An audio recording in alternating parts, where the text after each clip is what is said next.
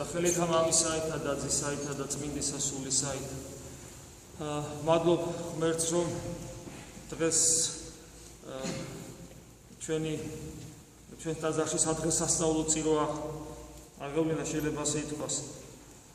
ამის მიზეზი რა თქმა უნდა არის ჩვენი მამები, რომლებიც მადლობა ღმერთს ქობულეთიდან არიან, აჭარიდან და ბათუმის ეპარქიიდან და ეს ჩემთვის ძალიან დიდად სასიხარულოა, მე მგონი თითოეული ჩვენთაგანისათვის. თან ისე მოხდა, რომ ჩვენ გუშინაც საუბრობდით, რომ ეს დაემთხვა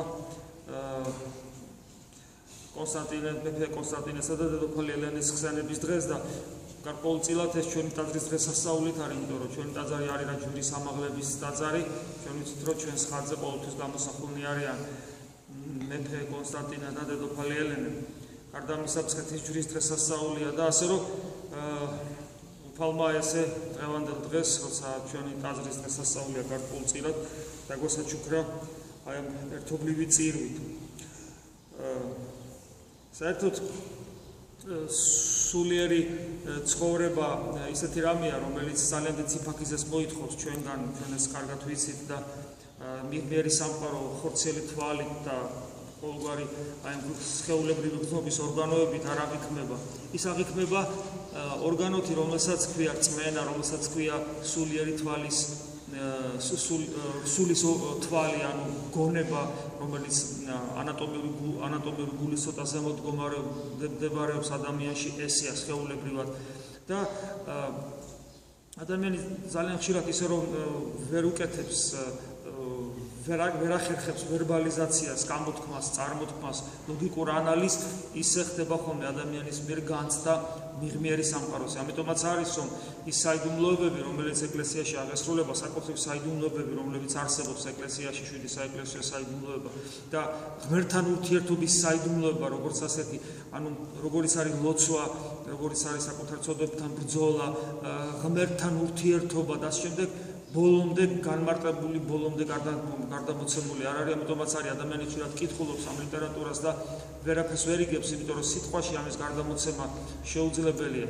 უნდა ვიცხოვროთ შესაბამისად, რომ ნელ-ნელა ჩვენ გამოცდილებად იქცეს, პირად გამოცდილებად იქცეს ის, რაც არის ეკლესიის გამოცდილება, რაც არის ეკლესიის 2000 წლოვანი გამოცდილება, დაგროვილი, დაწერილი, განცდილი, გადმოცემული, მაგრამ ადამიანურ ენაზე როგორც გითხარით, ბოლომდე ამის გარდამოცემა არის შეუძლებელი. აი ჩვენ ერთად მსახურობდით, წირავდით, ჩვენ არა ვართ დიდი ხნის უთეთობა არ აქვს, არა ვართ დიდი ხნის მეგობრები, ცოტა ხანია რაც ერთმანეთს ვიცნობთ, მე გულისხმობ ჩვენს მამებს, რომლებიც დღეს სტუმრად გვეწვიან, მაგრამ აი ვფიქრობდი, რომ აი რა საოცრებაა, მიუხედავად იმისა, რომ ჩვენ თითქოს უცხონი ვართ, ათასავები არა ვართ, ბავშვების მეგობრები არა ვართ, ერთ ტაძარშიც კი არ მსახურობთ, მიუხედავად ამისა, ჩვენ შორის მამების დამეთანხმებიან გასაცვიფრებელი სიახლოვეა და ეს სიახლოვე არის იმის გამო, რომ ჩვენ ყველაზე მთავარი გვაერთიანებს და ეს თავარი დენად უპირატესია, თუმცა ყველაფერი სხვა მნიშვნელოვანიც კი არ არის. კაცმა რო თქვას, თითოეულ ჩვენთაგანს ახლა ერთმანეთის არაფერი არ აინტერესებდა. ვინა ვართ, რა ვართ, რა თვისებები გვაქვს, რა ხასიათები გვაქვს, რა მიდრეკილებები გვაქვს, რა მანკიერებები გვაქვს, ესეც კი რა ცოდვები გვაქვს, რა უჟმური ხასიათი გვაქვს, არაფერი არ გვაინტერესებდა. იმიტომ რომ კიდევ ვიმეორებ, იმდენად დიდია ის, რაც გვაერთიანებს, იმდენად აი მზე რო ამოდის, ყველა ვარსკვლავი ქრება. ყველა ვარსკვლავი ჩვენ თვალსაწიერიდან ქრება. ვარსკვლავები არსებობს, მაგრამ მისგან ყოფილა გინდა რა აღარ ჩანს. და ქრისტე მზეა თუ ის ჩვენს გულებში ამოწყინდება, ყველა ჩვენი ნაკლულოვანება დაიფარება, დაიჩრდილება. ამიტომაც არის, რომ ადამიანებს როცა ერთმანეთთან ურთიერთობა აქვთ და ეს ურთიერთობები პრობლემებში გადადის, ერთმანეთს ვერ უგებენ, გაღიზიანებულები არიან, ვერ პატიებენ. ამის მიზეზი ყოველთვის ვამბობთ. და გარდა ამისა ეს ცხოვრება ჩვენზე ცუდად მოქმედებს, ჩვენ წუწუნებთ, ვტირით, ნერვიულობთ, ნერვოზი გვაქვს და ეს ყველაფერი მხოლოდ იმიტომ, რომ ჩვენს გულში არ აღმოფწყინვებული ის დიადი მზე, უხილავი მზე, რომელიც ჩვენთვის სამწუხარო ჯერ კიდევ უხილავია და უნდა გახდეს მზე, რომელსაც ადამიანად მოსული ღმერთი იესო ქრისტე ქვია. როგორც კი ეს მზე აღმოფწყინდება, ყველა ეს პატარ-პატარა პრობლემები გააქრება, თითქოს არც კი არსებობს. ეს რაც არ ჩანს, ის რაც არ განიცდება, ის არ არსებობს. აბა აიხედე, მარტო მზია, მზის სინათლეა, სხვა არაფერი არ არის. აი ესე იქნება ჩვენს ცხოვრებაშიც. და აქ კიდევ ერთხელ წარმოჩინდება ადამიანებს შორის ურთიერთობის სიდიადე და კიდევ ერთხელ ასე შეიძლება ითქვას, თავად ადამიანის სიდიადე. რა იქნებოდა სამყარო, წარმოედგინეთ ადამიანის გარეშე, რა იქნებოდა სამყაროს მშვენიერება ადამიანის მიერ ამ მშვენიერების აღთქმის გარეშე. ეხლაც ადამიანი არის ძალიან მნიშვნელოვანი და იმისათვის რომ ადამიანი ქრისტიანი გახდეს, მან უნდა ისწავლოს ადამიანის დანახვა. თუ ჩვენ ადამიანი ვერ დავინახეთ ფაქიზად, ჩვენ შეუძლებელია რომ ქრისტე დავინახოთ. აი დღეს საოცარი რამ აღმოვიკითხეთ იოანეს სახარებაში. პილატე ეკითხება, ვინ ახარ შენ? უფალს ეკითხება, ვინ ახარ შენ? და ამ ადგილს რო კითხულობ იოანეს სახარებაში, შინაგანად თითქოს შენი განცდა უსწრებს, რომ აი ახლა უთხრას. იმიტომ რომ პილატე სიმპათიას იმსახურებს. პილატე სიმპათიას იმსახურებს იმ ფონზე, რაც იქ ხდება. ხო? პილატე ყოყმანობს, პილატე ხვდება, რომ ეს ადამიანი უდანაშაულია. პილატე ხვდება, რომ ეს შურით არის გადაცემული. პილატე ხვდება, რომ ის არანაირი დამნაშავე არ არის. არც ის არ არის, vis არათაც აბრალებენ, რომ სახელმწიფო ძალაუფლები ჩაგდება უნდა. იგი არ არის საშიში იმპერიისათვის. მეუღლეუბნება, რომ არ გინდა ამ ადამიანს თავი დაანებენ. იმიტომ რომ ხილვაში მქონდა, რომ ბევრი მეუბნო მისთვის, როგორც ეუბნება მას მისი მეუღლე. ანუ და შინაგანად თითქოს შენი გუნება, შენი შინაგანი სამყარო უსწრებს, რომ უთხრას უფალმა, ვინ არის. ლოგიკურიც არის.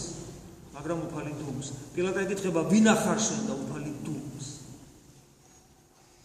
ეს ძალიან საინტერესოა და ძალიან მნიშვნელოვანია. აი უფალი დუმს და ისიც რატო დუმს, რომ წამოეღო ხმა, ამას აზრი არ ქონდა. თავისთავად ცხადია, გასაგებია, თუმცა ჩვენ ვკითხულობთ ასევე წმინდა წერილში, რომ უფალი კიდევ რაღაცას ეუბნება. და ეუბნება ისე, რომ მასზე ზრუნავს. აი მაგალითად ისეთ სიტყვას დაუგდებს, უკაცრავად ამ სიტყვაზე, რაც გარკვეულად მის ფილოსოფიურად მოაზროვნე ტვინს, ანუ რომის უმაღლესი ელიტის წარმომადგენელია, ისინი ფილოსოფოსები იყვნენ, ისეთ სიტყვას დაუგდებს, რომელიც ერთგვარი პროვოცირება იყო, ერთგვარი აი თავს ანკეს გადაუგდებ, რითაც შეიძლება ის წამოეყვანა თავისკენ ჭეშმარიტებას ახსენებს. ჭეშმარიტება საინტერესო თემაა პილატესათვის, მაგრამ აქაც ხედავთ, რომ პილატე მას არ უსმენს, კითხვას დასვავს რა არის ჭეშმარიტება და გადის და არ მოусმენს მაცხოვრს. ანუ პილატე ეკითხება უფალს, ვინ ახარ და უფალი დუმს. და უფალი პილატე ვერ ხვდება მის წინაშე ვერ ვიდგას. უფალი ვერც იმას ხვდება, რომ პილატე ვერც იმას ხვდება, რომ უფალი მასზე ზრუნვას იწყებს. და რატო? იმიტომ რომ და ის რო გადის რა არის ჭეშმარიტება და რო გადის, აი ძალიან კარგად ჩანს პილატეს გოროზი ხასიათი, რა განწყუნება რომაელია, მაგრამ ამ რომელზე ის ადამიანი, ადამიანშვილია უფალი ზრუნავს და ეს გოროზობა, ეს სიამაყე, ეს საკუთარ თავში დარწმუნებულობა, საიდან გამომდინარეობს? პილატეს აქვს საკუთარი სიმართლე. პილატეს საკუთარი სიმართლე აქვს. და როგორ ესადაგება ეს დღევანდელ სახარებაში, დღევანდელ საკითხებში, მათეს სახარებაში ამოკითხულს, როცა უფალი აფრთხილებს, მოციქულებს და თითოეულ ჩვენთაგანს ამით, რომ თუ თქვენი სიმართლე არ აღემატება ფარისევლებისა და მწიგნობრების სიმართლეს, ვერ შეხვალთო სასუფეველში. ეს ძალიან საინტერესოა ჩვენთვის, იმიტომ რომ ფარისევლებისა და მწიგნობრების სიმართლე არის ისეთი სიმართლე, რომელიც სიმართლესაც ჩვენ მთელი ცხოვრება რო ვიწოლოთ, ვერ მივახცევთ. ეს არის ზედმიწევნითი აღსრულება რელიგიური ჯურის. ეს არის ზედმიწევნითი ცოდნა საკრალური წმინდა წიგნების. ჩვენ არც ეთმა არ ვიცით წმინდა წიგნების როგორც მათი ცოდნა. ჩვენ ვერცერთი ვერ აღვასრულებთ. თუნდაც ახალი აღთქმის ჯულს როგორც ფარისევლები აღასრულებდნენ. ისინი უაღრესად რელიგიური ადამიანები იყვნენ. უაღრესად უყვარდათ მათ რელიგიური ცხოვრება, წმინდა წერილი, სამშობლო, ზნეობრივი ადამიანები იყვნენ. მაგრამ უფალი ხას უსვამს, თუ თქვენი სიმართლე არ აღემატება ფარისევლების სიმართლე, ფარისევლების და მწიგნობრების სიმართლეს ვერ შეხვართ სასუფეველში. და ჩვენ ხშირად გვითხოვს, რომ ეს აღმატებულება რაოდენობრივი ვერ იქნება, იმიტომ რომ მათ მაქსიმუმს ზეპირად იცოდნენ წმინდა წერილი, მაქსიმუმს ჰქონდათ მიღწეული. აქ ლაპარაკი არა რაოდენობრივ აღმატებულობაზე, არამედ თვისობრივ აღმატებულობაზე. აი მაგალითად შედის მრავალი წელი დაავადებული დედაკაცი სინაგოგაში, რომელსაც მრავალი წელი ზემოთ არ აეხება. აი ეს ქედადრეკილი. უფალს შეეწყალება და კურნავს. ბუნებრივი რეაქცია. რა უნდა ყოფილიყო? გახარებოდა. ეს საცოდავი ადამიანი მრავალი წელი აესე ზემოთ ვერ იყურება და უცებ გაიმართა რა ბედნიერება. შაბათს რატო გავა? აი ეს არის ფარისევლობის სიმართლე. საიდან გაჩნდა ეს სიმართლე? საიდან წარმოიშვა ეს სიმართლე? და ჩვენ ხშირად გვითხოვს ამის შესახებ. იმიტომ რომ რელიგიურ ცხოვრებაში მათთან დაიკარგა ცოცხალი ღმერთის განცდა. აი ღმერთის განცდა, რომელიც ერემია წინასწარმეტყველთან მაგალითად და სხვა წინასწარმეტყველებთან ღმერთი, რომელიც ლამის ტირის ისრაელის ცოდვაზე. ტირის ცოცხალი ღმერთის განცდა დაიკარგა. ამიტომაც არის, როცა პილატე ეუბნება, ვინ ახარ შენ? და უფალი არ პასუხობს. არ პასუხობს იმიტომ, რომ პილატეს ეს კითხვა არ ჭირდება. რატო დასვა კითხვა პილატე? ვინ არის? რა მნიშვნელობა აქვს? მან ხომ იცის, რომ ეს ადამიანი, ეს კაცი არის მართალი. რატო სვავს კითხვას? რა მნიშვნელობა აქვს? ვინ იქნებოდა? ის ხომ მართალია? ანუ ადამიანი პიროვნული არსება. პიროვნული არსებისადმი ფაქიზი დამოკიდებულება. შეიძლება ითქვას არის ის მთავარი, რითაც ადამიანი ქრისტემდე მიიღო. იმიტომ რომ ქრისტეს ცემდნენ, აკურთხებდნენ, შეურაცხყოფდნენ, კლავენ და ფერმა მათგანმა არ იცის, რომ ის ღმერთია. პიროვნულად ადამიანად მოსული ღმერთია და არ იცის, მაგრამ ამით მათი დანაშაული არ მცირდება. მოციქულებას ბოლომდე ხო არ იციან, ნელ-ნელა ეხსნებათ მათ ეს საიდუმლოება. მაგრამ მთავარი პრობლემა სწორედ აქ არის პიროვნული არსება, რომელსაც აქვს მარადიული ღირებულება და აბსოლუტურად უნიკალური. როცა ჩვენ შეგვიძლია გავიმეტოთ, გავსხისოთ, გავჭყლიტოთ, არაფათ არ ჩავაგდო.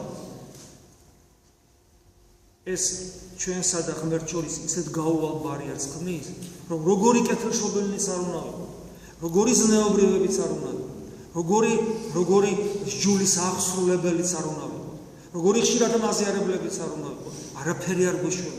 იმიტომ რომ ჩვენ გვექნება დაკარგული უნარი, არ გვექნება ცოცხალი ღმერთის მოძიებისა, რომელიც მშვიდია და მდაბალი, რომელიც გატეხილ ლერწამს არ შემუსრავს, რომელიც ჩამქრალ მიმქრალ პატრობს არ ჩაბჟუტავს. ჩვენ ვერ შევძლებთ ესეთი ქრისტეს შეცნობას. არადა ამის გარეშე სულიერ ცხოვრება ფარისევლობის და ფანატიზმის წყაროთ იქცევა.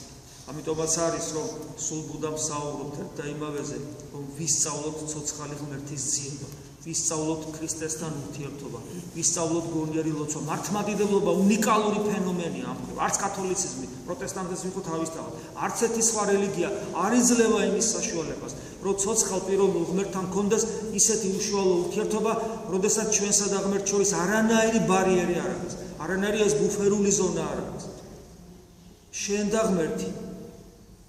შენ და ღმერთი ოღონ აი ერთადერთი ბარიერი, რაც არსებობს ჩვენსა და ღმერთს შორის, ამ დროს ესახარ მხოლოდ ადამიანოს შენი ფარისევლური და მწიგნობრული მიდრეკილებებით, როცა ამაყობ თეორიული ცოდნით და როცა იკვეხნი შენი რელიგიურობით და გარეგნული კეთილმოწესეობით. ამას მხოლოდ მაშინ აქვს აზრი, როცა ის ცოცხალ ღმერთთან ურთიერთობიდან არის ამოზრდილი.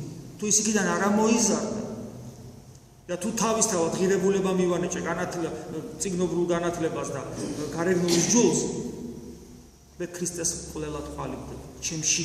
და ესაც ჩანს პირველსავე შემთხვევაზე, როცა მოყვასთან მაქვს ურთიერთობა, როცა მე ისე გავცეცხლდები, რომ ამისა თავი მოვაწო. პირველსავე შემთხვევაში ვლინდება ეს.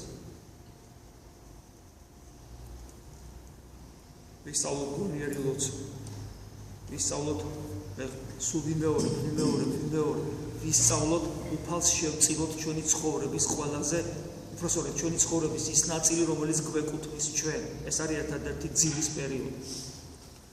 ვისწავლოთ უფალს შევწიროთ ჩვენი ძილის რაღაც ნაწილი და ვისწავლოთ გონიერი ლოცვა, საკუთარ თავში ჩავიდეთ და ეს აუცილებლად გამოიყენებს ნაყოფებს აუცილებლად გამოიღებს იმ ნაყოფებს, რათა ჩვენ ქრისტეს დავემსგავსებით და კიდევ მეორე ხშირად მithქვავს, ოღონდ ეს ისეთი დამსგავსება იქნება, რომელიც შორს არის ხიბლისგან, იმიტომ რომ შენ დაინახავ, რომ ის რაც შენში ქრისტეს გავს, ის არ ახარ შენ, ის არის ქრისტე. და შენ მხოლოდ მადლიერების განცდა გაქვს, რომ აი ესეთ ნაგავს და უღირს უფალი პატივს მოგაგებს შენში შემოდის და შენ საკეთებელს აკეთებს. შენთან ერთად ლოცულობს, როგორც პავლე მოციქული გვასწავლის, რომ სული ილოცებსო აბა მამაო და შენთან ერთად იქ მსათნოებას და ყოველივე ამას შენ მიგითვალავს.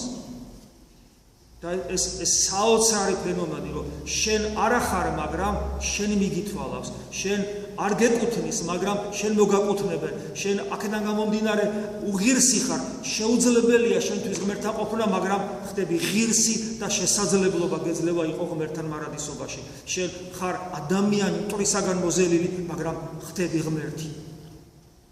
აი ეს საოცრება ხდება ადამიანში და თუ ეს არ დაიწყო ჩვენში, ეს სიტყვები გამაფრთხილებელი და საშიში, თუ თქვენი სიმართლე არ აღემატება ფარისევლების და მწიგნობრების სიმართლეს, ვერ შეხვალთ სასუფეველში.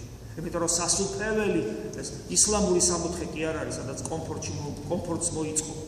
ქულებად დაწერილი გაგვდა, იმიტომ ეს არის ცოცხალ ღმერთთან, თავისი სიდიადით საშინელ ღმერთთან, მაგრამ თავისი სიფაქიზი და სიმდაბლით ჩვენი აპარტაუნი გოგონებისათვის მიუწვდომელ ღმერთთან ცოცხალი მარადიული ურთიერთობა. ღმერთი შეგვეწიოს და აი ეს კითხვა, შენ ვინა ხარ? არ დაგჭირდებოდეს არც ერთ ადამიანთან. არ ჭირდება ადამიანს ამ კითხვის დასმა იმისათვის, რომ პატივი მიიღო. აი ეს შეიძლება გაცნობისთვის, აი პატივის მიგებისათვის, მით უმეტეს თუ შენ წყვეტ, აი პილატე წყვეტს, თითქოს ეს გონია. არანაირი ხელმწიფება არ აქვს უფალი ეუბნება. ზეციდან რაც არის მოცემული ეს არის. მაგრამ როცა შენ შეგიძლია რომ რაღაცა ადამიანის ცხოვრებაში გადაწყვიტო, შეცვალო, ან გგონია რომ შენ სტატუსით შენ შეგიძლია და ზემოდან უყურებ, არ არის საჭირო კითხვა ვინ ახარ შენ, არ აქვს ამას მნიშვნელობა. იმიტომ რომ თითოეული ადამიანი ხატია ჩვენი ტკბილი მაცხოვრის. და თითოეული ადამიანისადმი ფაქიზი დამოკიდებულება არის წინაპირობა, აუცილებელი პირობა, პირველი საფეხური იმისა, რომ ჩვენ სულში ნამდვილი ადამიანი განკაცებული ღმერთი მოვიძიოთ. შეგვეწიოს ჩვენი უფალი იესო ქრისტე და კიდევ ერთხელ მადლობა ჩვენს მამებს, რომლებსაც სწორედ ეს განგვაცდებინეს დღეს მე პირადად, რომ თავარი ჩვენს ურთიერთობაში ის არის, რომ ჩვენ მაცხოვრის ხატნი ვართ,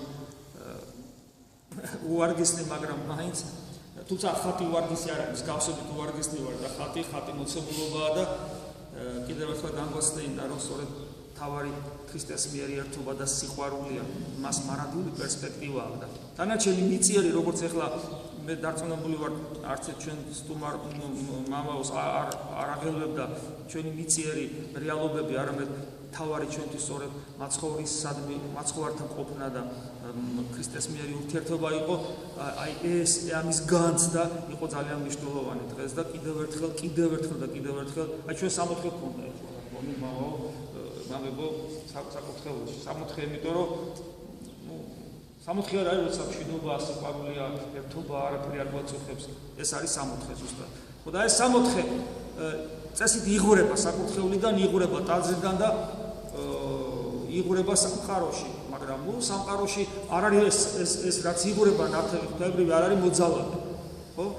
მიიღებს სამყარო, ადამიანი მიიღებს, არ მიიღებს, მაგრამ ეს ფაქტია, იღურება. სამოთხეა ეკლესიაში და ღმერთმა ეს სამოთხე ააღორჯინოს ჩვენ გულებში, ჩვენს შემდგომ გარეთ და სრულიად საქართველოში. ამინ. მოგზაურობთ.